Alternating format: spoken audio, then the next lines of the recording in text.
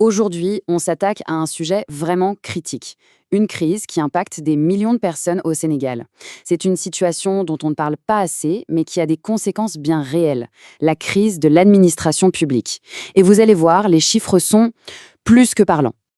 Alors accrochez-vous bien, parce que le premier chiffre, il fait mal.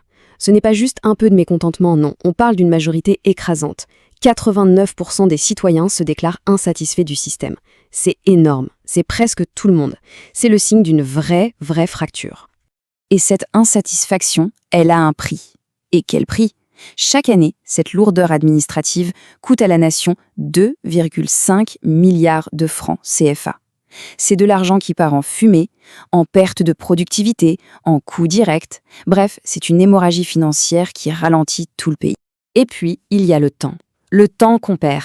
Imaginez, pour certains papiers officiels, ça peut prendre jusqu'à 90 jours. 3 mois. Dans notre monde actuel où tout va si vite, c'est une éternité. Ça met en pause des projets de vie, des projets professionnels pour des milliers et des milliers de personnes. Bon, on a posé les bases. On appelle ça une crise silencieuse. Pas parce qu'elle est sans importance, au contraire, mais parce que ses effets sont partout tellement diffus qu'on a du mal à en saisir toute l'ampleur. Mais on va décortiquer ça ensemble parce que les conséquences, elles, ne sont pas silencieuses du tout. Parce qu'en fait, tout est connecté. Une administration lente, ce n'est pas juste un petit désagrément.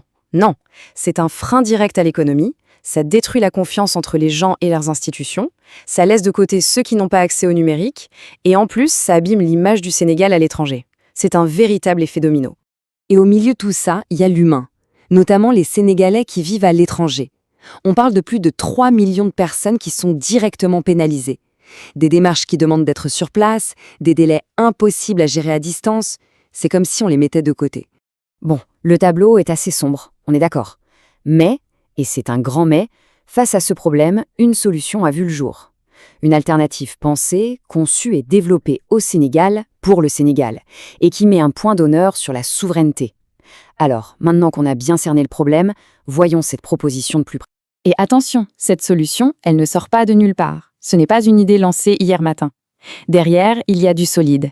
4 ans et demi de recherche et développement, une phase de test de 9 mois en conditions réelles, et plus de 6000 personnes qui l'ont déjà utilisé. C'est un projet qui a mûri. Et là, on touche à un point ultra sensible, la sécurité des données. La plateforme utilise ce qu'on appelle le cryptage AES 256. Pour faire simple, c'est le même niveau de sécurité que celui utilisé par l'armée ou les banques. L'idée est claire, les données des Sénégalais doivent rester protégées et surtout rester au Sénégal. Alors, sur le papier, ça a l'air super. Mais qu'est-ce que ça a donné en vrai, sur le terrain? Eh bien justement, on a les résultats de la phase de test. Et c'est là que ça devient vraiment intéressant, quand on compare l'avant et l'après. Et là, les chiffres parlent d'eux-mêmes, c'est juste le jour et la nuit. On passe de 89% d'insatisfaits à 96% de satisfaits. Et les délais? De 90 jours, on tombe à 3 jours en moyenne. Le contraste est radical. Ça montre tout le potentiel de la transformation. Et derrière ces pourcentages, il y a des histoires concrètes, des vies changées. Prenez ce témoignage d'Amadou Diallo, un entrepreneur à Dakar. Ce qu'il dit est fort. Ce n'est pas juste plus rapide, c'est aussi plus transparent. Et la transparence, c'est la base pour rebâtir la confiance. Évidemment, déployer une telle solution à l'échelle de tout un pays, ça a un coût. On aborde donc maintenant la question cruciale, le modèle économique. Il s'agit d'un partenariat public-privé qui est présenté non pas comme une dépense, mais bien comme un investissement pour le futur. Alors, de combien on parle? Pour déployer la solution dans les 14 régions du pays, l'investissement de départ est chiffré à 2,5 millions d'euros. C'est la somme nécessaire pour mettre en place toute l'infrastructure. Ok, 2,5 millions. Ça peut sembler être une somme, mais attendez de voir ce qu'il y a en face. Les projections montrent que cet investissement permettrait à l'État d'économiser 15 millions d'euros. Pas une seule fois, non, chaque année.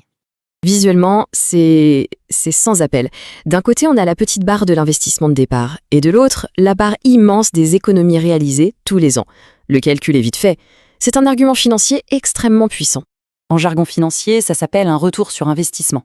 Et ici, il est juste énorme, 300% sur 5 ans. Ça veut dire que pour chaque euro investi, l'État en récupère 3. C'est la preuve de la viabilité économique du projet. Mais ce n'est pas qu'une histoire de gros sous, loin de là. Il y a aussi l'impact social, l'impact humain. Le projet prévoit la création de plus de 2500 emplois directs. C'est donc aussi un moteur pour l'économie et pour l'emploi local. Et on arrive à la fin avec cette question qui, je pense, résume tout. D'un côté, on a le système actuel qui frustre 9 personnes sur 10 et qui coûte des milliards. De l'autre, une solution locale, testée, qui fonctionne et qui est prête à 95%. Alors la vraie question, c'est quel est le coût de ne rien faire? Le plus grand risque, est-ce vraiment d'essayer de changer les choses ou de continuer comme avant? La question est posée.